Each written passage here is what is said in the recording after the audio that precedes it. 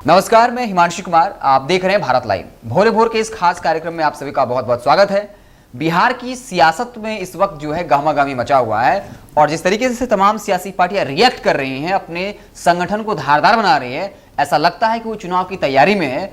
और पहली बार ऐसा हुआ है कि चुनाव के ठीक खत्म होने के बाद इस तरह की तैयारियां आक्रामक रूप से हो रही हैं। जेडीयू की अगर बात कर लीजिए, जब से आरसीपी सिंह को बनाया गया जेडीयू का राष्ट्रीय अध्यक्ष, पहले लोकसभा प्रभारी का प्रशिक्षण दिया जाता है, फिर विधानसभा प्रभारी का, फिर जिला अध्यक्ष, तमाम जिला प्रवक्ता की तैयारियां, और कल ही जो है प्रखंड अध्यक्ष जो जेडीयू के हैं, जो प्रखंड लेवल के नेता, उनको प्रशिक्षण दिया जा रहा था। ये कहा जा रहा था कि आप नीतीश कुमार के एजेंडे को कैसे जमीनी स्तर पर ले जाएं। वहीं बीजेपी अपने संगठन को लगातार मजबूत कर रही है। पंचायत चुनाव को में खास फोकस की हुई है और कह रही है कि भले ही हमारे पार्टी का झंडा ना होगा, सिंबल नहीं होगा, लेकिन अपने लोगों को पार्टी में जिताना है। यानी जो है अब हर कोई अपने संगठन को मजबूत कर रहा है, तमाम सियासी पार्टियां।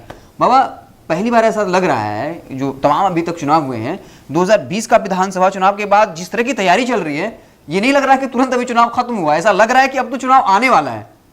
खलबली है जनाब जी, होकर रहेगा चुनाव। जी, देखिए, लोकतंत्र में चुनाव जो है वो महापर्व कहा जाता है जी, और अच्छा है कि पर्व की तैयारियां हो। होली आ रहा है, होली की तैयारियों में आप देखा होगा, भले ही सरकार ने कोरोना को लेकर के बहुत सारे गाइडलाइंस जारी किए हों, आप होली मिलन समारोह नहीं कर सकते हैं, लेकिन आप जाइए ना, किसी भी राजनीतिक दल के लोगों के पास जाइए और लगभग सभी राजनीतिक दल के लोग गेट टुगेदर के नाम पर हो या जिस नाम पे हो, होली तो ये बिहार है और यहाँ रास्ते निकाल लिए जाते हैं। खुशियाँ मनाने के लिए यहाँ अवसर की ज़रूरत नहीं होती है, लोग अवसर पैदा कर लेते हैं। चुनाव के बाद फिर चुनाव की तैयारी, ये पिछले 6-7 सालों से चला है। भारतीय जनता पार्टी ने ये एक नया अध्याय जोड़ा है लोकतंत्र में, हमेशा चुनावी मोड में रहे। बिल्कुल, चुनाव के बाद चुनाव की तैयारी, और अच्छी बात है, अच्छी बात है, क्योंकि जनता को भी लगता है कि हम जीवित हैं, कुछ तो हो रहा है। क्योंकि चुनाव से चुनाव तक की तैयारियों में एक बात तो नजर आता है कि भले जनता के काम नहीं हो, लेकिन जनता को यह एहसास बार बार दिया जाता है कि आप चुनाव के लिए तैयार रहिएगा, आप चुनाव के लिए तैयार रहिएगा, आपको वोट देना है, आपको वोट देना है, आपको वोट देना है। लेकिन इन सब के बीच में जो नई परिपाटी चल गई है, ये परिपाटी कहीं ना कहीं सरकार और आम लोगों के जुड़े हुए जो सरोकार हैं उसको कमजोर कर रही है। इस बार हम चर्चा जो करने बैठे हैं कि आपने कहा भी कि जदयू पहली बार ऐसा लग रहा है कि चुनाव के बाद फिर चुनाव की तैयारी में है, तो इसके पीछे कई कारण हैं। नीतीश कुमार जी इतने कमज़ोर कभी नहीं हुए थे, और जब नीतीश कुमार जी कमज़ोर नहीं हुए थे तो उन्हें चुनाव की कोई पड़ी भी नहीं थी। उन्हें तो पता था कि जब चुनाव आएगा तो समीकरण जोड़ लेंगे, सोशल इंजीनियरिंग का नया एगो कड़ी जोड़ लेंगे। इंजीनियर हैं भी और वो कड़ियों को जोड़ना जानते हैं। अब ऐसी स्थिति में इस बार जो चुनाव के परिणाम आए हैं, उसने बहुत सारी बातें नीतीश कुमार के ऊपर प्रश्न चिन्ह के साथ लेकर के आया। लेकिन नीतीश कुमार जी, जैसा कि हम पहले ही बताते रहे हैं, कि लालू प्रसाद के साथ राजनीति करने वाले हैं। उन्होंने देखा है कि कैसे अपने आप को स्थापित किया जाता है और कैसे लोगों के बीच में अपनी बातों को रखा जाता है। जहां नीतीश कुमार चुपचाप राजनीति के माहिर हैं, वहीं लालू प्रसाद मुखर राजनीति के माहिर माने जाते थे। वो अपनी बातों की अभिव्यक्ति करके तर्कों को, अब नीतीश कुमार जी बोलते हैं तो लोगों को लगता है कि गुस्से में है, जिसका सफाई भी नीतीश कुमार ने दिया है कि हम गुस्सा में नहीं रहते हैं, हमारा तरीका है बोलने का। ये आंख भौं चढ़ा लेते हैं, बहुत तरह की बातें होती हैं। तो आप अपने जोनर से जब बाहर निकलिएगा तो आपको सरवाइव करने के लिए संघर्ष करना पड़ेगा। जानते ही हैं, कंफर्ट जोन से बाहर। बिल्कुल बिल्कुल, अपने कंफर्ट जोन से। नीतीश कुमार जी का कंफर्ट जोन रहा है कम बोलना, स्ट्राइक करना, सही टाइम पे सही डिसीजन, और जब दोनों कैरम के दोनों जो गोल है जहां गोटी को डंप किया जाता है, स्ट्राइकर तब वो हाथ में लेते हैं जब दोनों मैंने गोल छेद के अंदर जहां गोटी को डंप करना है वहां क्वीन हो और कवर करने के लिए भी गोटी हो। ऐसा नहीं है कि क्वीन को डाल करके और कवर के लिए गोटी खोजेंगे, ऐसा नहीं करते थे।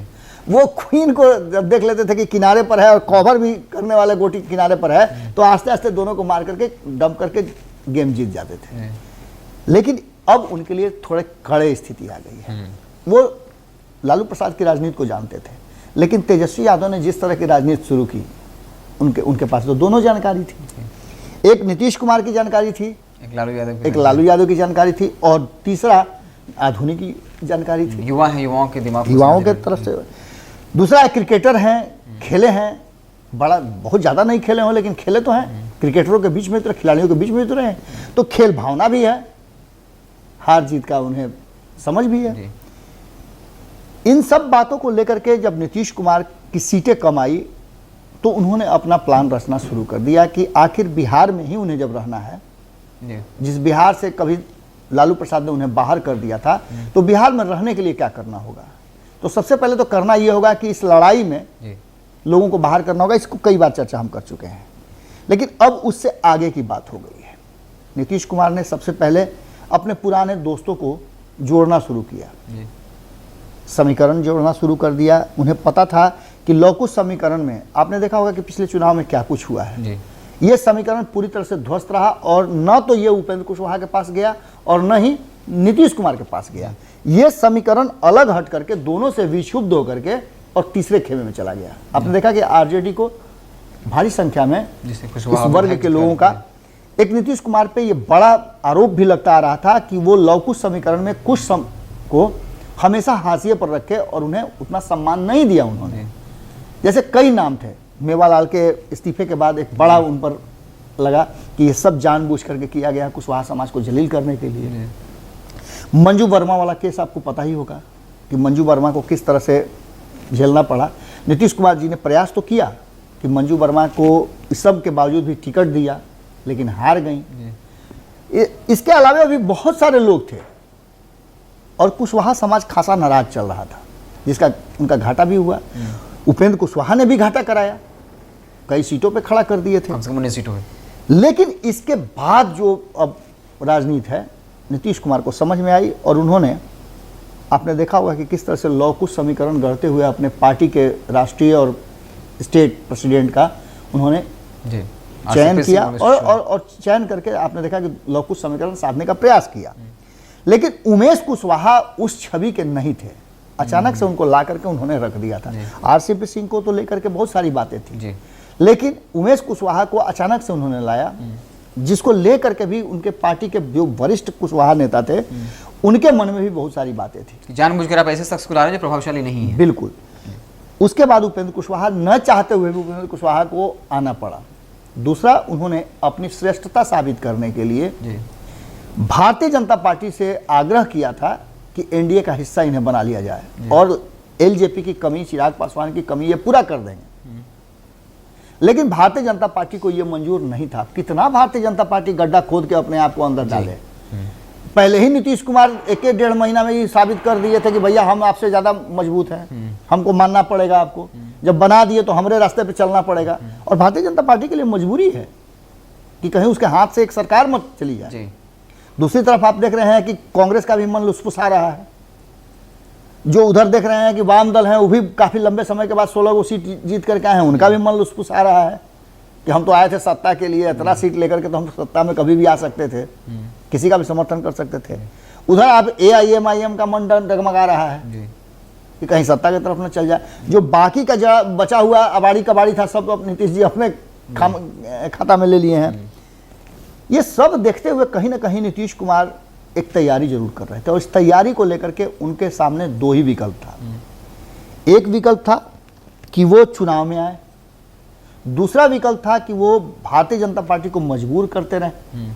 और चुनाव में आने का विकल्प तब तय हुआ जब भारतीय जनता पार्टी, जैसा कि फिर बंगाल चुनाव के, आज चुनाव बंगाल में हो रहे हैं, शुरुआत हो गया जी। पहले चरण के चुनाव की शुरुआत हो चुकी है, और एक तरफ जहां बंगाल चुनाव के परिणाम पर बहुत कुछ निर्भर करता है, वहीं नीतीश कुमार जी को यह पता था कि उन्हें कैसे अपने आप को इसके लिए तैयार करना है, कैसे समीकरण गढ़ना है।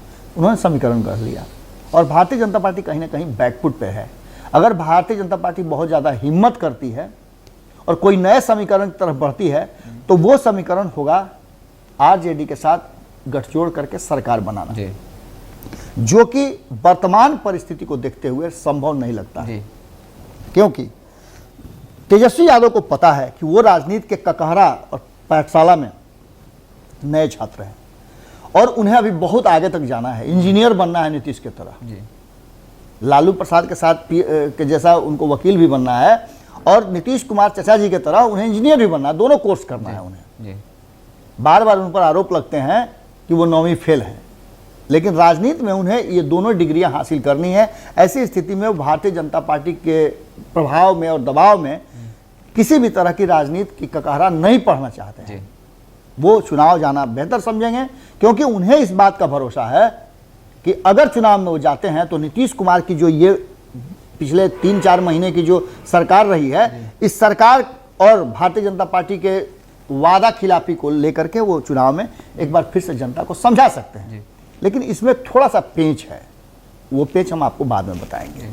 लेकिन नीतीश कुमार जी पूरी तरह से तैयार हैं। नीतीश कुमार जी को इस बात का पूरी तरह से एहसास है कि 43 से ज्यादा सीटें तो वो लेकर के ही आएंगे।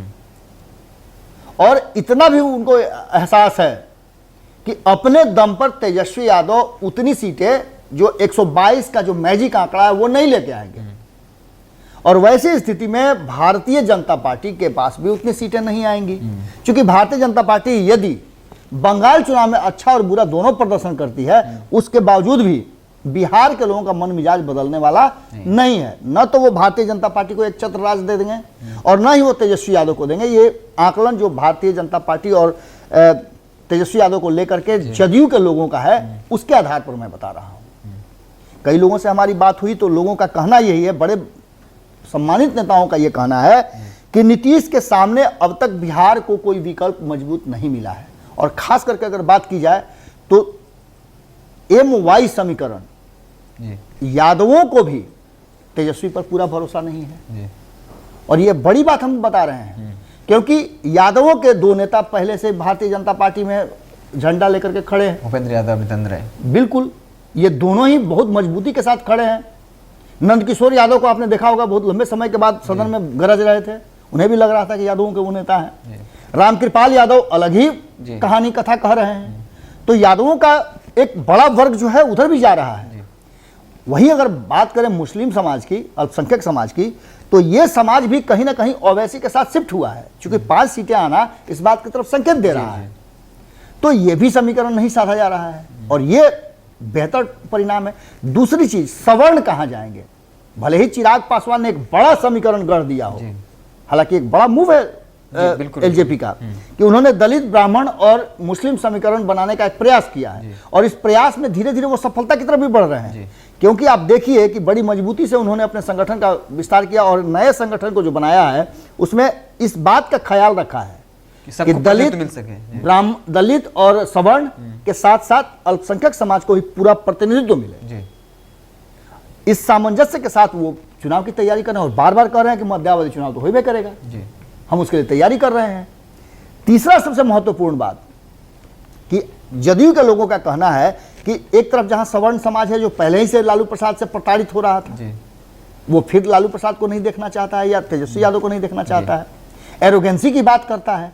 वहीं अगर तीसरे समीकरण की बात करें तो दलित समाज और खास करके अति पिछड़ा समाज जो है वो भी डरता है कहीं ना कहीं। मुकेश सहनी को आप देख लीजिए, जीतन राम मांझी को देख लीजिए, इन दोनों को देख करके आपको लगेगा कि इन लोगों को दूध की मक्खी की तरह बाहर आना पड़ा, खुद से निकलना पड़ा, निकालने की भी जरूरत नहीं पड़ी। ये दोनों एक तो बीच आपने देखा होगा कि जब प्रेस वार्ता हो रही थी तभी उन्होंने कह दिया पीठ में खंजर घोंपा। भले ही आज असहज महसूस कर रहे हैं वो, भले ही सरकार में रह करके उनके बहुत ज़्यादा नहीं चलते हों, वो तो अच्छा हुआ कि उनका बच गया किसी तरह से मंत्रालय, न तो नीतीश कुमार जी सब बात को नहीं बर्दाश्त करते हैं। कारण कि उनका भाई बैठ करके मंत्री वाला काम करे वो उनको बर्दाश्त नहीं है। दूसरा चीज, जीतन राम मांझी की बात कर लीजिए, कहीं ना कहीं उपेंद्र कुशवाहा के आने के बाद वो भी असहज हुए हैं। इन सारी बातों को लेकर के एक बात तो तय नजर आ रही है जनाब कि बिहार जो है वो चुनाव की तरफ बढ़ रहा है और एक बार फिर से हो सकता है 18 महीना का जो मुकेश सहनी को मिला है MLC, कहीं ऐसा तो नहीं कि पहले से तय था सब कुछ कि भैया अब तो होना ही है। इन सब बातों के बीच आपने देखा होगा कि भारतीय जनता पार्टी के पास विकल्प की बहुत कमी रह गई है। नीतीश के पास खुले विकल्प हैं। ऐसा भी हो सकता है कि जो हाल फिलहाल में खबरों के माध्यम से आपने दिखाया ही कि किस तरह से कांग्रेस जो है अब आरजेडी को, तेजस्वी यादव को समझाने और उनको साधने में लग गई है।